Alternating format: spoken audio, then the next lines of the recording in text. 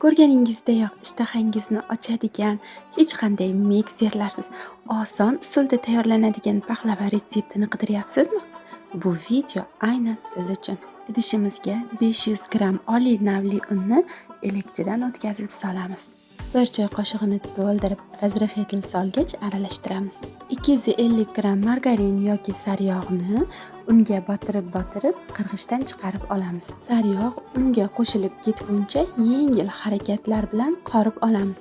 Ustidan 5 ta tuxum sarig'i, 200 gramm smetana va 100 gramm shakar solinadi. 100 gramm shakar taxminan yarim piyolani tashkil qiladi.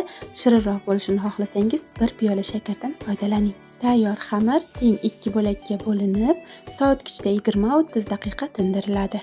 Orada bir marta ishlov berib, yana qaytadan sovutgichga qo'yib qo'ydim. Chopper yordamida mana shu kattalikda maydalab olingan yong'oqlarga 200 gramm shakar qo'shib aralashtiramiz. Nachinkamiz 6 dona tuxum oqi qo'shib aralashtirgach tayyor hisoblanadi. Tingan xamirlar patnisning shakliga ko'ra aylana yoki to'rtburchak qilib yoyiladi.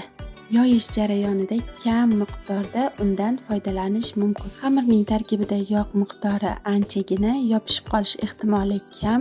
Shuning uchun patnisni nomigagina yog'lab olamiz. Tayyor xamir patnisga joylashtiriladi.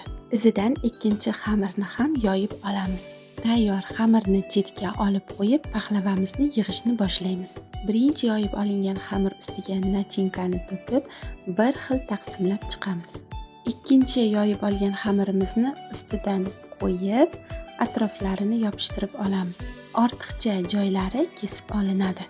Xamirning ustki qismi romb yoki to'rtburchak shaklida kesib chiqiladi.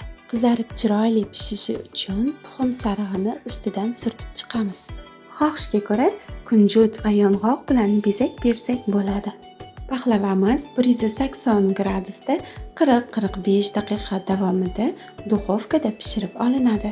Ustilari qizarib pishgan paxlavamiz yanada yaltirab, chiroyli ko'rinishi uchun ustidan qiyom yoki asal surtib olamiz. Paxlavamizni kesib dasturxonga tortsak bo'ladi.